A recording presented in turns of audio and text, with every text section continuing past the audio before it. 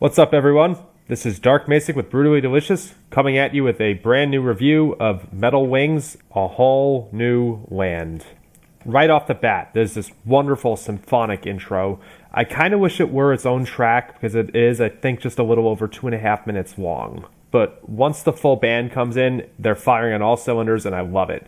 It's a perfect amalgamation of bands like Rhapsody and Nightwish and Camelot and the Boston-based band Seven Spires. Metal Wings seems to be considerably less guitar-driven than the rest of them, but the same vibe is there.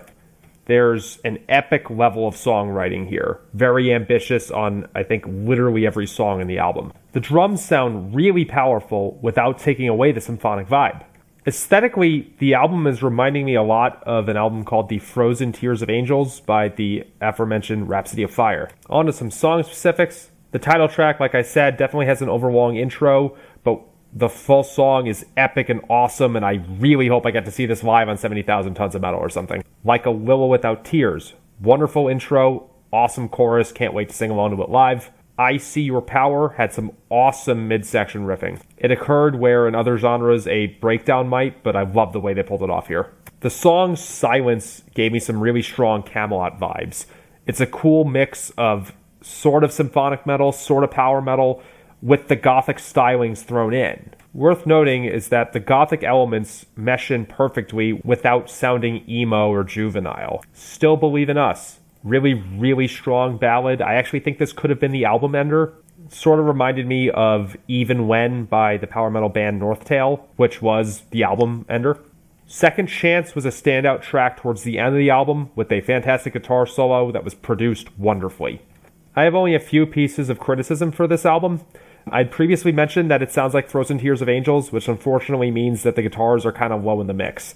Again, the band is not as guitar-driven as Rhapsody, but for this style of metal, the guitars should be a tad louder than they are.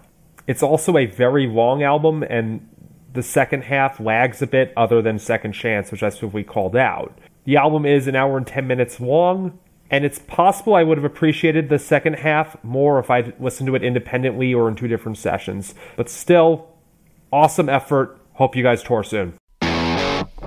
Ever wonder what a punch from Elton John feels like? Or how you'd cope with having turned down the chance to be in Nirvana? Or what signal Keith Richards gives when he wants you to get the hell out of his hotel room? Fans of Too Much Effing Perspective don't have to wonder, because they've heard these exact stories and a jillion others on our podcast.